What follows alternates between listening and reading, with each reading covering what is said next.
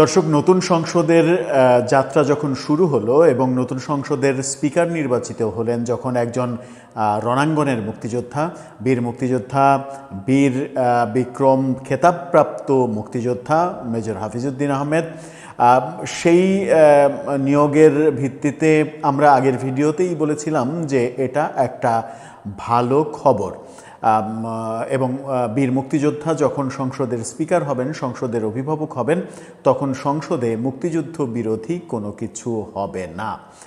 সেই আশা প্রকাশ করতে করতেই আমাদের বোধহয় এবার নিরাশার গল্প বলতে হচ্ছে।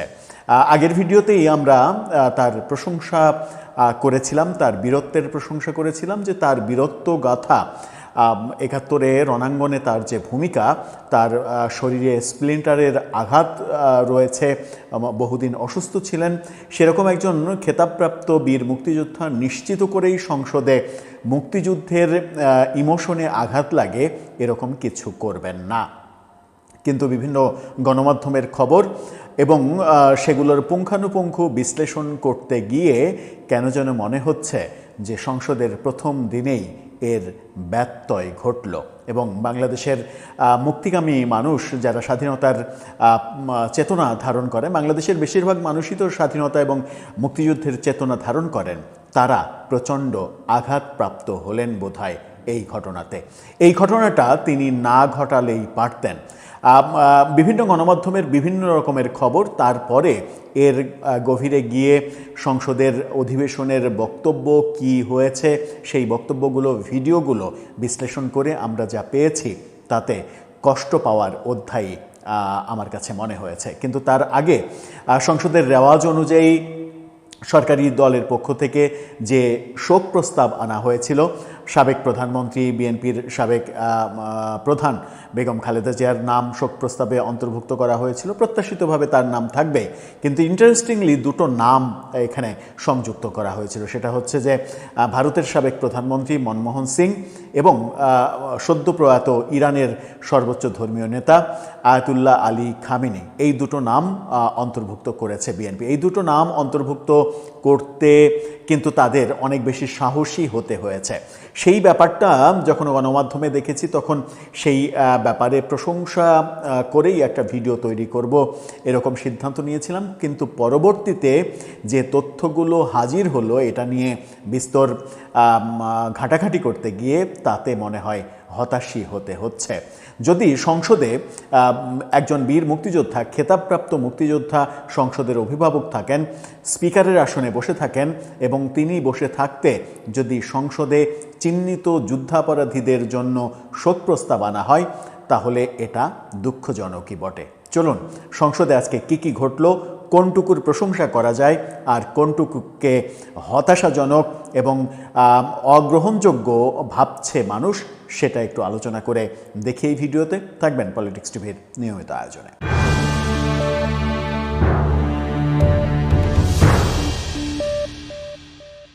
দর্শক, বলছিলাম সংসদের রেওয়াজ অনুযায়ী শোক প্রস্তাবের যে খবর, সেই খবর নিয়ে মানবজমিন যেভাবে খবর করেছিল, মানবজমিনের শিরোনামটা দেখলে আপনারা বুঝতে পারবেন যে এটার মধ্যে একটা অজানা বিস্ময় লুকিয়েছিল। বিষয়টা কেন সেটা বলছে, তার আগে শিরোনামটা দেখে নিন। সেখানে বলা হচ্ছে খালেদা জিয়া, মনমোহন, খামেনির প্রতি সংসদে শোক প্রস্তাব। এখন বেগম খালেদা জিয়ার নামে শোক প্রস্তাব তো বিএনপি আনবেই, খুবই স্বাভাবিক। বেগম খালেদা জিয়া বাংলাদেশের প্রথম মহিলা প্রধানমন্ত্রী, সেটা একটা বড় ইতিহাস বাংলাদেশের জন্য। বিএনপিকে আজকে এই পর্যন্ত আনার পেছনে বেগম খালেদা জিয়ার অনন্য অবদান রয়েছে, সেই কারণে তার তো নাম আসবেই, খুবই স্বাভাবিক। কিন্তু মনমোহন সিং, তার নামে শোক প্রস্তাব যখন আনা হয়েছে এবং সেটার বিরোধী দল থেকে করা হয়নি, এটা আমার কাছে ইন্টারেস্টিং মনে হয়েছে। ভারতের প্রাক্তন প্রধানমন্ত্রী মনমোহন সিংয়ের ব্যাপারে শোক প্রস্তাব বাংলাদেশের সংসদে আনা হলো এবং ঢাকা না দিল্লি, ঢাকা ঢাকা স্লোগান দেয়া মানুষগুলো সংসদে বসে আছেন, তারা সেটা নিয়ে প্রতিবাদ করলেন না, তারা সেটা নিয়ে ওয়াকআউট করলেন না। এটা আমার কাছে বেশ মেটিকুলাস মনে হয়েছে।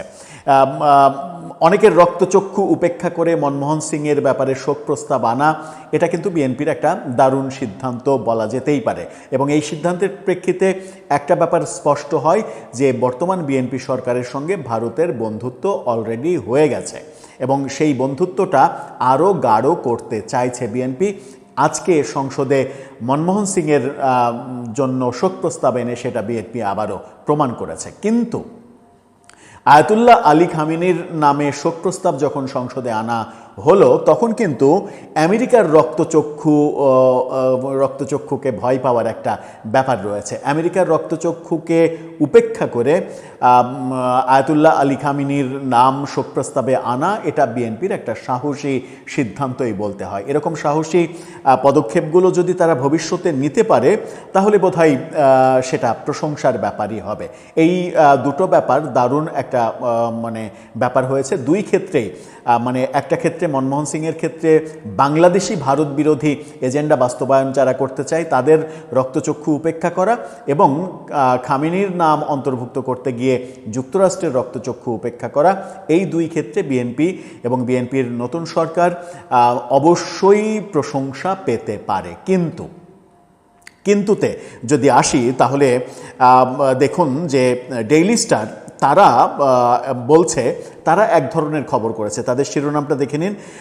তারা বলছে যে সাইদি, হাদি, আবরার ফাহাদ সহ বিভিন্ন নেতার নাম শোক প্রস্তাবে অন্তর্ভুক্তের দাবি বিরোধী দলের নেতা উঠে দাঁড়িয়ে নতুন কিছু নাম প্রস্তাব করার জন্য বলেন যে বিরোধী দলীয় উপনেতাকে ফ্লোর দেওয়ার অনুরোধ করেন স্পিকারকে। উপনেতা ডাক্তার আবদুল্লাহ তাহেরকে যখন ফ্লোর দেওয়া হয় তখন ম্যাজিক্যালি তিনি যেটা করেন সেটা হচ্ছে আন্তর্জাতিক অপরাধ ট্রাইব্যুনালে সাজাপ্রাপ্ত, মৃত্যুদণ্ডপ্রাপ্ত, আমৃত্যু কারাদণ্ডপ্রাপ্ত যে আসামিগুলো রয়েছে তাদের নাম শোক প্রস্তাবে অন্তর্ভুক্ত করার দাবি করেন এবং তাদেরকে শহীদ হিসেবে আখ্যা দিয়ে তাদের নাম শোক প্রস্তাবে অন্তর্ভুক্ত করতে চান। সাথে আরও কিছু নাম তিনি বলেন। এখন তারা কারা, তাদের নাম কোনগুলো, কাদের এই আন্তর্জাতিক অপরাধ ট্রাইব্যুনালে যুদ্ধাপরাধীরা অভিযোগে ফাঁসি হয়েছে, কার আমৃত্যু কারাদণ্ড হওয়ার ফলে কারাগারে মৃত্যুবরণ করেছেন, এই ব্যাপারগুলো তো আমরা জানি। নাম বোর্ডে অযথা কোনো মানে বিব্রতকর পরিস্থিতি তৈরি করতে চায় না। সেই নামগুলো অনেকটা হালাল করার জন্য আবদুল্লাহ তাহের তিনি কৌশলে যেটা বললেন সেটা হচ্ছে যে জুলাইয়ের আন্দোলনে নিহত আবু সাইদ, মুগ্ধ, এই নামগুলো, আবরার ফাহাদ, হাদি, সাম্প্রতিক সময়ে নিহত হাদি, তাদের নামগুলোও তিনি বললেন এবং বললেন যে জুলাইয়ে আন্দোলনে 2000-এরও বেশি শহীদের প্রতিও শোক প্রস্তাব আনতে হবে। সেগুলো আসতেই পারে, সেগুলো আসার ব্যাপারে কোনো ব্যাপার নেই, কিন্তু তিনি মানে যুদ্ধাপরাধের অভিযোগে যাদেরকে ফাঁসি দেওয়া হয়েছে এবং আমৃত্যু কারাদণ্ড দেওয়া হয়েছে তাদের নামে শোক প্রস্তাবের দাবি করলেন এবং সংসদের স্পিকার বললেন, যুগান্তর নিশ্চিত করছে, যুগান্তরের এই শিরোনামটা দেখে নিন, যুগান্তর 3 জনের ছবি দিয়ে নিশ্চিত করছে, সেখানে বলছে নিজামী, মুজাহিদ, সাইদির জন্য সংসদে শোক প্রস্তাব। আমি মানে সবার নাম বলতে চাচ্ছিলাম না, কিন্তু যুগান্তর এই লিড নিউজ যেহেতু করেছে তাই আপনাদেরকে দেখালাম। সাথে আর যাদেরকে মৃত্যুদণ্ড দেওয়া হয়েছে ওই আদালতের সেই নামগুলোও দাবি করা হয়েছে। কিন্তু ইন্টারেস্টিংলি সেটা হচ্ছে যে জবাবে স্পিকার হাফিজউদ্দিন আহমেদ বীর বিক্রম বলেন, বিরোধী দলীয় উপনেতা যাদের নাম বলেছেন সেগুলো শোক প্রস্তাবে অন্তর্ভুক্ত করা হলো। বিশ্বাস হচ্ছে না, তাই তো? মুক্তিযুদ্ধের মানে রণাঙ্গনের একজন বীর মুক্তিযোদ্ধা বীর বিক্রম মেজর হাফিজউদ্দিন আহমেদ, যিনি সংসদের অভিভাবক, তিনি অভিভাবক থাকতে যাদের যুদ্ধাপরাধীর অভিযোগে মানে ফাঁসি দেওয়া হয়েছে, কারাদণ্ড দেওয়া হয়েছে, তাদের নামে শোক প্রস্তাব তিনি কবুল করছেন, গ্রহণ করছেন। এটা মানে নিছক কি রাজনীতি নাকি এটা মানে নিরপেক্ষ থাকার একটা ব্যাপার? তার মানে শুধুমাত্র এই প্রস্তাবনা তো বুঝতেই পারছেন যে তার মানে সেই বক্তব্যগুলো এসেছে।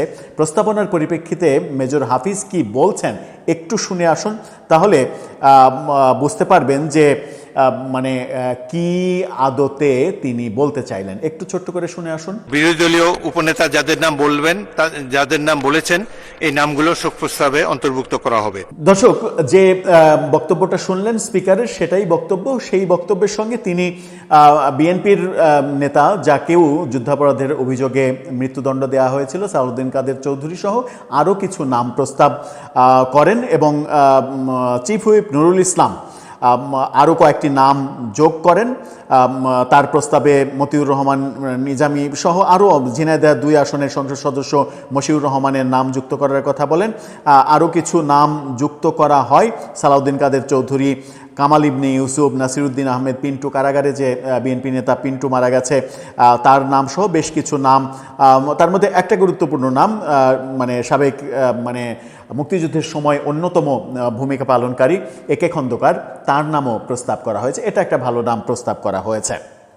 কিন্তু এই যে এটা নিয়ে বিতর্ক তৈরি হয়েছে যে বীর মুক্তিযোদ্ধা হাফিজউদ্দিন আহমেদ এটা কি করলেন। তিনি রণাঙ্গনের মুক্তিযোদ্ধা হিসেবে তিনি কি জানেন না যে যুদ্ধাপরাধের অভিযোগে অভিযুক্তরা মানে নির্দোষ নাকি দোষী? হ্যাঁ, এখন একটা ব্যাপার রয়েছে যে সেই মানে আদালতটা যেহেতু আদালতে বিচার হয়েছে যেহেতু শেখ হাসিনার আমলে, সেহেতু এই বিতর্কটা তোলা স্বাভাবিক যে ওইটা ভুল ব্যাপার ছিল। কিন্তু মেজর হাফিজ কি মনে করেন যে যাদের মানে মানে বিচার প্রক্রিয়ায় ত্রুটি থাকতে পারে, কিন্তু তিনি কি মনে করেন যে যা মানে বাংলাদেশে যাদেরকে যুদ্ধাপরাধের অভিযোগে অভিযুক্ত করা হয় তারা আদতে মানে নির্দোষ, তাদের কোনো দোষ নেই, তারা এই ধরনের কোনো অপরাধ করেননি, এটা কি তিনি মনে করেন? নাম্বার 1। নাম্বার 2, তাদেরকে কি সরকারের মানে আদালত থেকে কিংবা সরকারের নির্বাহী আদেশে কিংবা রাষ্ট্রপতির মানে ক্ষমতা বলে এমন কি ব্যাপার ঘোষণা করা হয়েছে যে ওই বিচার কার্যক্রম অবৈধ এবং তাদেরকে এই রায়ের মানে ইয়ে থেকে মানে সাজার যে ঘোষণা, সেই ঘোষণা থেকে মুক্ত করা হলো? তারা মৃত্যুবরণ করেছে ঠিকই, কিন্তু তাদের বিরুদ্ধে যে সাজা ঘোষণা করা হয়েছিল সেটা অবৈধ ছিল, সেটাকে বাতিল করে দেয়া হলো। এরকম কোনো সিদ্ধান্ত আদালত থেকে এসেছে কি? আসেনি। সরকারের নির্বাহী আদেশে সেগুলো ঘোষণা করা হয়েছে কি? হয়নি। রাষ্ট্রপতি কোনো অধ্যাদেশ জারি করে এগুলোকে বাতিল করেছেন কি? করেননি। তাহলে আদালতে যে আন্তর্জাতিক অপরাধ ট্রাইব্যুনাল, যে ট্রাইব্যুনালে এখন শেখ হাসিনার বিচার চলছে, সেই একই আদালতে ঘোষিত যে ব্যাপারগুলো সেগুলো বাতিল না করা পর্যন্ত মহান জাতীয় সংসদে সেই অভিযোগ তাদের কাঁধে থাকা অবস্থায় তাদের নামে শোক প্রস্তাব গ্রহণ করা এবং সংসদের ইতিহাসে সেটা লিখে রাখা, ব্যাপারটা কি ঠিক হলো বিএনপির রাজনীতির জন্য? নাকি বিএনপির রাজনীতির মানে সংসদীয় পথ চলার একটা বড় ভুল পদক্ষেপ তৈরি হলো? তাদের রাজনীতি তারাই ভালো বুঝবেন। সামাজিক যোগাযোগ মাধ্যমে প্রচুর লেখালেখি শুরু হয়েছে এই ঘটনাটাকে কেন্দ্র করে, এটা সমালোচনা করা হচ্ছে এবং যারা কিনা মেজর হাফিজের স্পিকার নিয়োগে মানে দলমত নির্বিশেষে শুভেচ্ছা জানাচ্ছিলেন, অভিনন্দন জানাচ্ছিলেন, গর্ববোধ করছিলেন, তাদের মধ্যেও অনেক বেশি হতাশা প্রকাশের ব্যাপারগুলো দেখছি বিভিন্নভাবে সামাজিক যোগাযোগ মাধ্যমে এবং গণমাধ্যমেও নানাভাবে তির্যকভাবে এই সংবাদটা তৈরি হচ্ছে এবং এই সংবাদটা উপস্থাপন করা হচ্ছে, যেটা আমার মনে হয় যে খুব একটা ভালো দৃষ্টান্ত হলো না। দর্শক, আপনার কাছে কি মনে হয়? আপনার মতামত জানিয়ে লিখতে পারেন আমাদের কমেন্ট বক্সে।